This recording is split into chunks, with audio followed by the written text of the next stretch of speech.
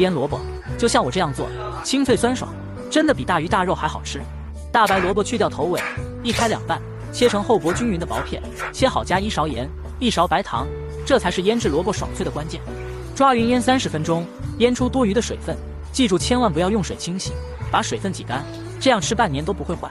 接着加姜蒜片、青红小米辣，好吃的关键就是放这一袋泰式酸辣汁，其他任何调味料不再需要放了。抓拌均匀，腌制25分钟就可以开吃，酸辣脆爽，真的太适合这个夏天了。